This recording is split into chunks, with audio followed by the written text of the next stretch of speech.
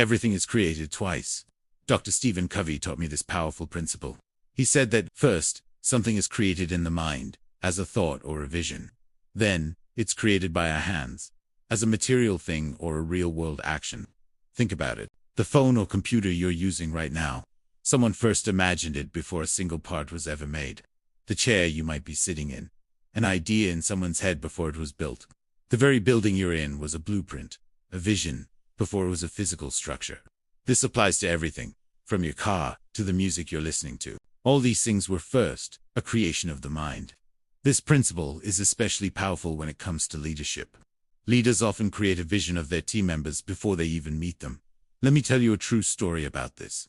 I was at my desk one day when my secretary asked if I could take a call from a counterpart at another unit.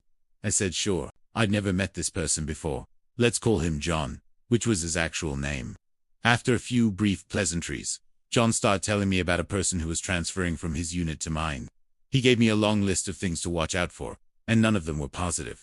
Honestly, I didn't know John, so I didn't know if I should trust his judgment. I thanked him for the call, but I was left wondering why he'd go out of his way to paint such a negative picture. He thought he was helping, but really, he was just trying to force his mental creation of this person onto me. As it happened, the new team member was scheduled to meet me in just a few hours. When she walked into my office, I did what I always do. I said hello, introduced myself, and tried to make her feel welcome. As we chatted, I noticed she was physically shaking. Now, I like to think of myself as a pretty approachable person, so I was confused why she seemed so scared of me. We finally got to the heart of the matter.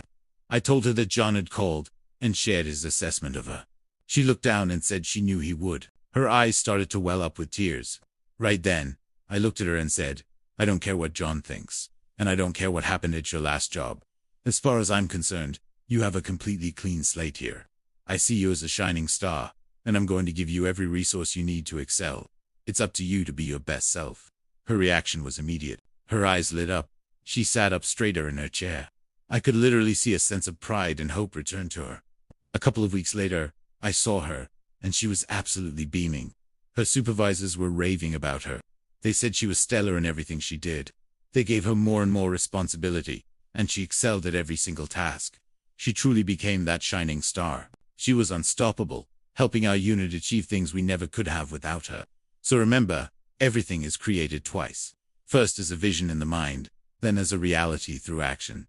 I challenge you to see every single person on your team as a shining star. Create that positive vision for them first. Then, give them the resources and support they need not just to do their job, but to become the incredible person they have the potential to be. That is what effective leadership is all about. Be great, because you are. Thanks for watching.